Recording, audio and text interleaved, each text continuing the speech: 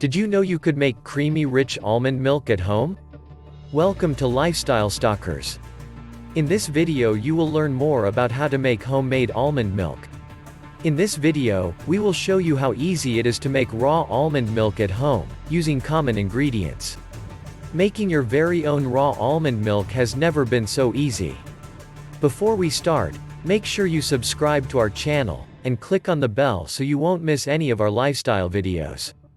Almonds contain heart-healthy fats and are a good source of vitamin E, magnesium, and potassium, and their creamy texture makes them a perfect choice for making a healthy nut milk.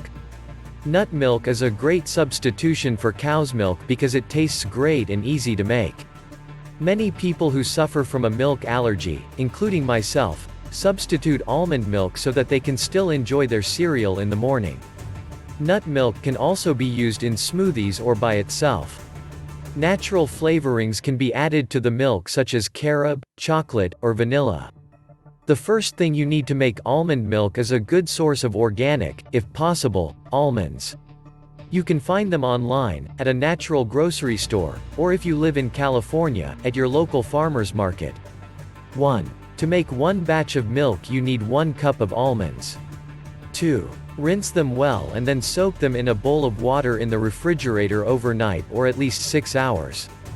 3. After they have been soaked, rinse them well and then put them in a blender with 3 cups of cold filtered water. Blend them in the blender until the water in the blender is a milky white color. 4. Then strain the liquid through a strainer, cheesecloth, or something called a nut milk bag, sprout bag, or filtering bag. The nut milk bags are inexpensive and easy to find online. The bags really make it easy.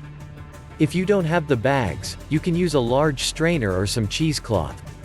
Squeeze the liquid through the cheesecloth or nut milk bag over a big bowl and discard the pulp or save it to bake with.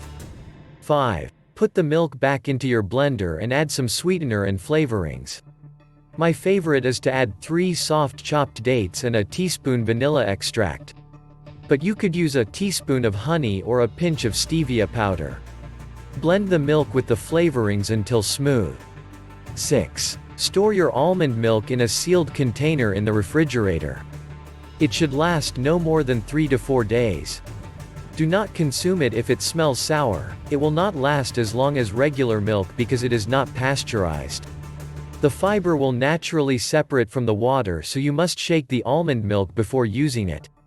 The ratio of 1 cup almonds to 3 cups water is the perfect ratio to make a silky milk, but if you want a richer or more fatty milk, add 2 cups of water to 1 cup almonds, or for a waterier milk add 4 cups water to 1 cup almonds.